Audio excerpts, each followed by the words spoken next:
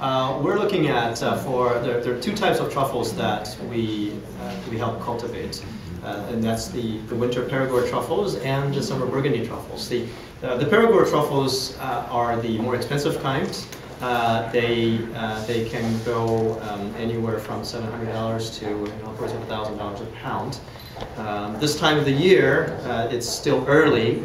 Perigord truffles begin in December, and they get better and better over the next several months, and then they finish in March. So as they get more mature in the season, the price goes up as well. So right now, the price for Perigord truffles is about in the high 700 per pound, and we can expect that to go up. On the other side, with the Burgundy truffle, the price level is a bit lower. Right about now is the sort of the peak of their flavor. So we're looking at about $250, $300 a pound. When the American market gets going, do you think things will change? I think things, if history is any indication, it will change, because if you look at Australia, for example, New Zealand, for example, they all have domestic productions of European truffles. And oftentimes people ask, well, so when you start producing, doesn't that increase supply and therefore drive down price? Well, the opposite actually happens. If you look at the prices in New Zealand, in Australia, of domestically produced European truffles, they are typically 20 to 30% higher in price than imported French truffles. And the reason being that truffles are incredibly sensitive to how long they've been out of the ground, sort of like seafood.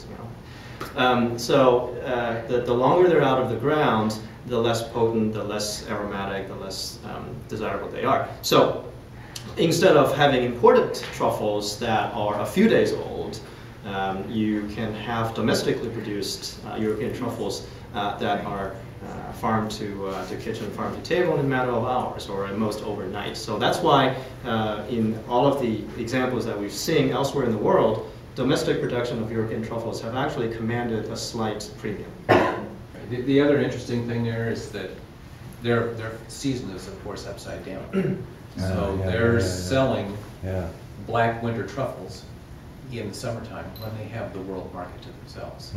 The truffle business in the truffle market is, one, a cash business. You pay for truffles when you buy it. There's no such thing as financing on truffles. It's very much of a cash business, and it's totally pure capitalism. The price of truffles depends exactly on the amount of truffles available and the world demand for them. Wow. And this price is established in Europe, and it changes once a week. And it can be constant for a few weeks, but a little bit of snow, or Christmas or New Year's, or Valentine's Day, which either diminishes supply or spurs interest in them, can affect, the truffle prices can just fluctuate 15–20% in a week. So while they're $800 a pound approximately right now, there'll be a lot more than that for New Year's Eve. And the best black truffles of the year will actually be in January, and the price will come down a little bit after New Year's Eve. How long do truffles last? Truffles, to me, have it's like a radioactive isotope. I like to think of truffle flavor as having a half-life. And what Robert said about truffles being extremely perishable, it's not like seafood, they'll make you sick and they'll rot and they'll stink. Actually, as they rot, they stink less. It's weird. But truffles have the flavor of truffle is very perishable, and it absolutely has a half-life. When you get a truffle out of the ground, it has unbelievably strong fragrance. And about 4 days later, it's lost maybe half of that. And it's still great. And that's probably as fresh a truffle as most people have ever smelled. But another 4 days after that, it's lost half of what it had then. So we're at a quarter. And 4 days after that, it's lost another half of that, and there's not much left. And anything past that, the thing's probably going to rot and be a waste of time anyway. And people ask, well, what's the best way to keep a truffle a long time? Don't. The best thing to do with a truffle is get it just before you need it, from the very freshest source you can. who picks out really good truffles for you because you're a really good customer and you use it right away.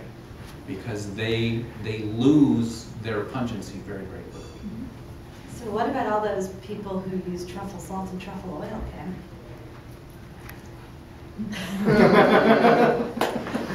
The problem with truffle salt and truffle oil is that it's artificial. It is absolutely created in a laboratory. There is no such thing as truffle oil. Well, it's Truffles not like don't dried produce- spice. No. It's not as good as fresh No, stuff. no, it's What's in foamy. it? It's foamy. Okay. Truffle oil is to truffles what Nestle's Quick is to chocolate. Or what Nilla wafers are to vanilla beans. They can't call them vanilla anymore because there isn't any vanilla in them. Truffle oil is artificially flavored using scientifically developed, very potent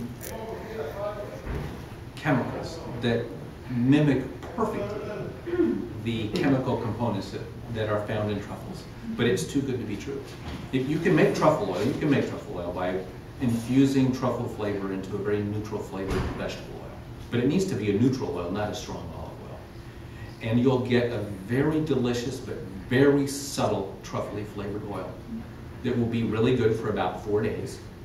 And then for the next 4 days, it will be half as good. And for the next 4 days, it will be half as good. Truffle oil just doesn't keep. It's not a commercially viable product unless it's flavored in a laboratory. Now, you will see on the label that it says that it contains some actual truffle. And there'll be a little scrap of truffle in there that looks like a little fingernail clipping.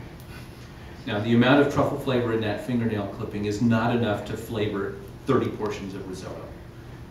A little piece of dried truffle that's in the bottom of that jar has zero flavor anyway because it's way more than 10 half-lives old anyway. So there is actual truffle in the bottle and there's oil in the bottle, but that doesn't mean that the flavor comes from the truffle. The truffle comes from flavoring. Some companies now allude to truffle flavor on the bottle in as small a print as they can get away with, but it's all BS. It's all fraud, period. Doesn't matter how prestigious the brand, doesn't matter if the guy at Dean and DeLuca tells you it's real, he's full of it too. It's always fake. I could help it, like, get them all done. How did you choose your chef partners for the event? I looked at the list of Michelin stars with Robert and I said, I like this guy, I like this guy, I like this guy, I like this guy. I've cooked with them before, they're really great and they'll all get along great. And it's a lot, we got a lot of horsepower in the kitchen this weekend. How many tickets did you sell for the event? We are completely booked. And how many is that? We've got about 80 seats. So Ken, when you, from pulling the truffle out of the ground, you don't wash them, you don't tamper with them, right? And Sure. then you put them. You wash them. Oh, you do? So Yeah, that doesn't- in fact, if you try to import truffles and they go through agriculture inspection and they find soil on them, they'll get rejected. Agriculture inspectors are very, very paranoid about soil in particular.